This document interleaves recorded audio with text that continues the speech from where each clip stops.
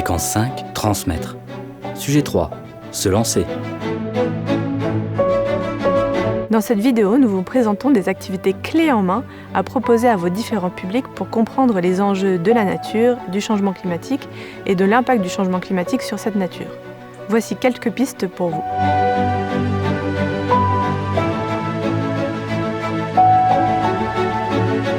Maintenant que vous avez suivi l'ensemble du MOOC, il ne vous reste plus qu'à vous lancer. Alors, j'ai prévu pour vous quelques petits conseils et astuces. Tout d'abord, vous rassurer, vous n'êtes pas seul. Il y a plusieurs personnes qui ont déjà travaillé sur le sujet.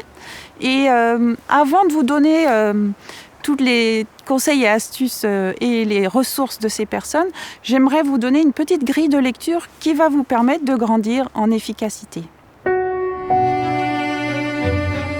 Les 3 postures de l'éducateur. En tant qu'éducateur ou formateur, nous pouvons adopter plusieurs postures. Donc, j'en ai choisi 3 préférentiellement pour vous aider. Et suivant l'objectif qu'on va avoir pour le public, eh bien, on pourra choisir l'une ou l'autre ou même plusieurs de ces postures. Ça peut être un objectif de divulguer à chaque fois des connaissances. Ça peut être un objectif d'amener quelque chose avec un accompagnement, ou ça peut être plutôt un objectif d'accompagner pour donner une impulsion, par exemple. Alors, la posture de l'expert. L'expert, vous connaissez beaucoup, c'est ce qu'on voit dans les conférences, en mode « je parle, vous m'écoutez », c'est un mode descendant. Vous avez ensuite la posture de l'animateur. Donc l'animateur, il vous emmène, « allez, venez, on va faire quelque chose ensemble » et il donne une impulsion et pour aller dans une direction. C'est quelqu'un qui vous entraîne. Ensuite, il y a le facilitateur. Le facilitateur, lui, il est plus en retrait du groupe, où il aide à accompagner. Il fait ce qu'on appelle de la maïeutique, c'est-à-dire il va aider au groupe à accoucher de son projet. Pour aller plus loin sur ces 3 postures, nous avons l'outil qui a été créé par l'Union régionale des CPIE Auvergne-Rhône-Alpes, qui s'appelle Éco-attitude et qui est vraiment un bel outil qui permet justement de voir plus clair au sein de ces postures et d'aller voir plus loin. Alors pour vous aider, voici une classification de quelques outils par type de posture. Des exemples d'outils pour la posture de l'animateur. Depuis plusieurs années, le pôle climat d'Éducalpes a mis en place des fiches outils à télécharger sur leur site qui s'appelle Chaud pour les Alpes. Ce sont des outils clés en main qui ont été créés par un collectif d'éducateurs et qui sont prêts à l'emploi, libres de droit. Vous avez également un petit outil typique animateur, c'est l'outil de Climature, développé par Climature, qui s'appelle, c'est un Time's Up, en fait, sur les personnalités du climat. Ça permet d'apprendre tout en s'amusant, c'est parfait pour un petit brise-glace par exemple, un petit débriefing pour créer du lien et créer une dynamique. Des exemples d'outils pour la posture du facilitateur. À la croisée entre sciences sociales et environnement, il y a les outils du GRAIN Auvergne-Rhône-Alpes. Vous avez par exemple le kit crise écologique et sanitaire avec des fiches outils qui vous donnent des informations notamment sur les postures, encore une fois. Ça permet d'aller plus loin également. Il y a également l'outil éco-citoyenneté des adultes. Donc là, il y a 21 fiches à télécharger qui parlent plutôt de l'accompagnement au changement. Alors vous avez également le site de la main à la pâte qui parle notamment de biodiversité et esprit critique où on peut trouver de quoi créer des séances pour développer son esprit critique, entre autres, et bien sûr des informations sur la biodiversité. Ensuite, il y a la fresque du climat. Alors la fresque du climat, pour moi, elle est à la croisée entre deux postures. À la fois, elle demande une posture d'expert, puisqu'il y a beaucoup de connaissances, mais aussi une posture de facilitateur, puisqu'on va utiliser différents modes au cours des séances de la fresque. Donc vous pouvez aussi trouver toutes ces informations. L'idéal, c'est de se former à l'animation de la fresque, puisque s'en emparer tout seul, ça me paraît un peu difficile à animer par la suite. Mais avant de se pencher sur les outils d'experts, regardons ce qui se passe du côté des aires éducatives. Les aires éducatives ou l'expérience de la gestion.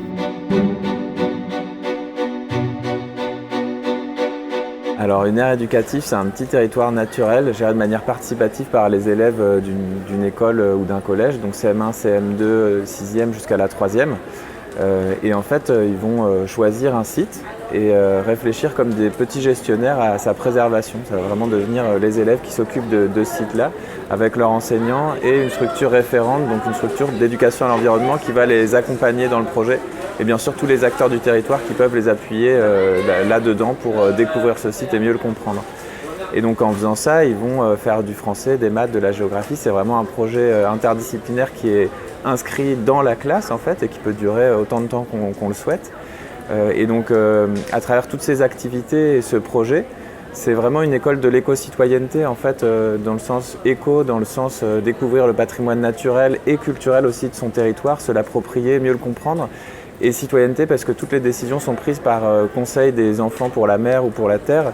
Et en fait, ils vont vraiment apprendre à s'écouter, à prendre des décisions ensemble, à écouter des points de vue différents et aussi à les confronter à d'autres points de vue d'adultes par exemple, sur leurs propositions d'action par exemple sur leur site. Donc pour s'inscrire, les inscriptions sont ouvertes sur le site de l'Office français de la biodiversité à partir d'avril jusqu'à septembre. Et donc pour s'inscrire, il faut constituer un binôme d'un enseignant ou de plusieurs enseignants d'une école ou d'un collège avec un référent qui va accompagner l'école ou le collège dans le projet. Et donc ce binôme s'inscrit sur le site de l'OFB et ensuite démarre son projet en septembre. Et à l'issue de la première année scolaire de projet ou de la deuxième, c'est vraiment comme les acteurs le souhaitent, ils peuvent demander une labellisation aire éducative qui correspond au projet qu'ils ont mis en place et puis qui peuvent faire perdurer le temps qu'ils souhaitent. En fait, c'est vraiment un projet de long terme. Bonjour, je m'appelle Raphaël Solé, je suis chargée d'études et d'animation à la Réserve naturelle nationale de la Bassée, en Seine-et-Marne, et référente pour le projet d'aire terrestre éducative à Everly. L'ATE d'Everly a débuté en septembre 2018 et l'année scolaire 2021-2022 est donc sa 4e année de mise en œuvre. L'ATE est située à Everly, une commune rurale du sud-est de la Seine-et-Marne, et l'espace utilisé pour l'ATE est un site communal situé au cœur du village appelé l'espace du Miroir. Il fait une superficie d'environ 2 hectares. Plusieurs milieux naturels ont été identifiés sur le site par les enfants. Une forêt alluviale, une noue qui correspond à un ruisseau, un bassin, une prairie, un espace de pelouse et une plantation d'arbres. L'école est constituée de 2 classes, toutes les 2 investies dans le projet. Une classe de CM1-CM2 et une classe de CE1-CE2 qui est devenue CE2-CM1 en 2020. Les 2 classes travaillent ensemble à découvrir le site, caractériser les milieux naturels, faire l'état des lieux, identifier les enjeux et choisir les actions à mettre en place. Pour cela, ils se réunissent en conseil des enfants, avec un président et un secrétaire de séance élus, afin d'échanger et de décider des actions à mettre en place pour l'année. Une fois décidées, ils présentent ces actions en conseil élargi, qui réunit les élus et les acteurs locaux qui souhaitent venir. Ils sont accompagnés tout au long de l'année par le binôme enseignant-référent, qui travaillent ensemble pour aider les enfants dans la mise en œuvre du projet. Les enfants ont organisé au printemps 2019 un ramassage de déchets à l'occasion de la fête de la nature. Pour cela, ils ont convié les habitants de la commune et les élus à venir ramasser les déchets sur la partie terrestre et sur la partie aquatique du site. Ils ont profité de cette occasion pour valoriser l'ATE et présenter le travail qu'ils avaient déjà effectué à travers des panneaux pédagogiques qu'ils ont rédigés eux-mêmes. L'année suivante, ils ont choisi entre autres de favoriser les insectes. Pour cela, ils ont effectué des inventaires des insectes terrestres et aquatiques du site. On a remis en état les hôtels à insectes qui étaient déjà présents et ils ont encouragé la mairie à mettre en place de la fauche tardive sur certains espaces. L'ATE permet l'engagement de différents acteurs autour du projet.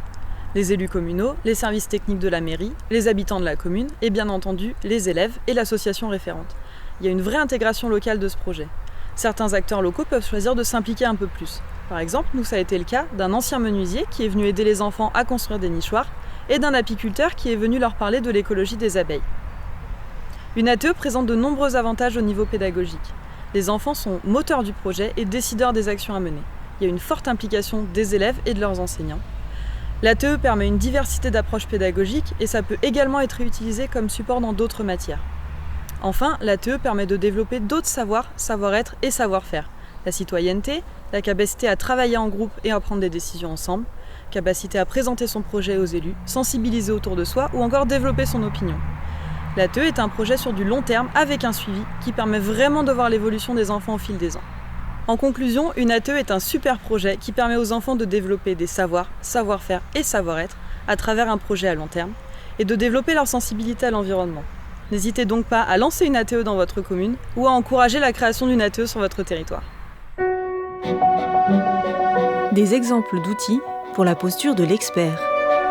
Sur le site du réseau Action Climat ainsi que sur le site du ministère de la Transition écologique, on peut avoir de nombreuses données, des informations fiables qui sont vérifiées et qui permettent de construire des savoirs. Donc c'est vraiment les outils typiques qu'on peut utiliser quand on veut choisir une posture d'expert. L'intérêt de ces sites, c'est qu'on n'a pas de données brutes, mais nous avons des informations scientifiques qui sont vulgarisées, donc qui sont déjà prêtes à comprendre plus facilement. Il y a aussi le site de l'OCE, Office for Climate Education, qui est un site qui s'adresse bien sûr toujours aux enseignants et aux éducateurs, mais qui est à destination d'un public plus jeune. Et enfin, il y a le jeu Climastory, qui est plutôt à destination d'un public d'élus. Alors là encore, c'est un outil plutôt mixte qui reprend plusieurs approches et postures, mais c'est un outil qui amène une approche réflexive par territoire. Des exemples d'outils mixtes. Et enfin, il y a l'outil Parlons Climat au bord du Rhône.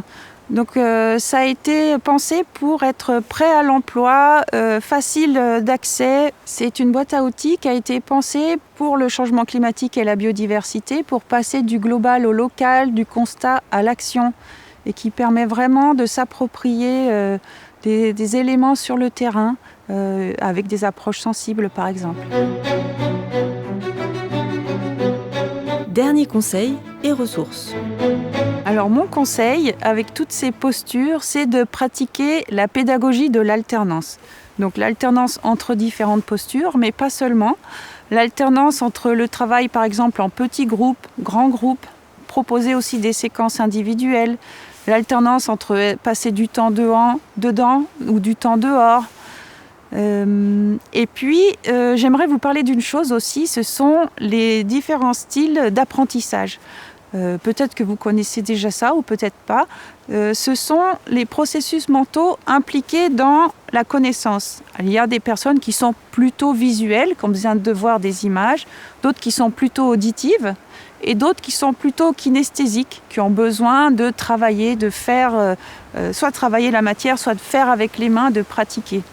On a tous un petit peu de ces différents types d'intelligence, d'apprentissage, pardon.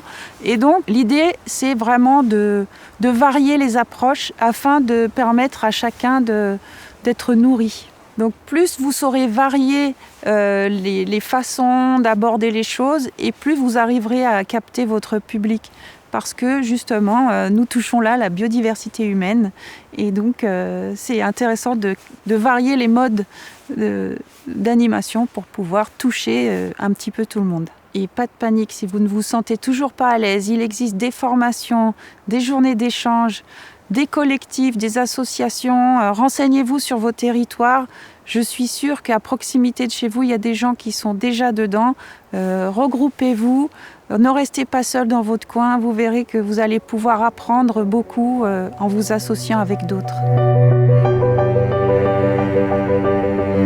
Pour conclure, et où que vous vous trouviez, rassurez-vous, vous pouvez agir à votre niveau, quel que soit votre contexte. Ne vous mettez pas en difficulté. Essayez déjà de repérer pour vous quelle est la posture que vous avez l'habitude d'utiliser le plus. Et une fois que vous l'avez repérée, essayez de changer, de varier un petit peu les postures. Vous verrez que vous allez gagner en efficacité. On ne vous demande pas d'être un expert du GIEC ou du climat. C'est pas l'idée. L'idée, c'est de transmettre par la pédagogie. Et votre meilleure clé, ce sera votre enthousiasme, c'est-à-dire l'énergie que vous allez mettre et que vous allez donner à travers vos animations. C'est ça qui va permettre d'ouvrir le plus de portes. éléments à retenir. Alors ce qu'il faudrait retenir de cette séquence, c'est que d'abord, vous pouvez identifier 3 postures. L'expert, le facilitateur et l'animateur. À retenir aussi, c'est l'alternance des postures, mais pas seulement, l'alternance aussi des modes d'animation. Une clé que je vous ai donnée, c'est l'enthousiasme. Et la dernière clé que je vous donnerai, c'est oser. Allez-y, lancez-vous, osez, on apprend en faisant. Et peu importe si c'est pas parfait, l'important c'est d'essayer.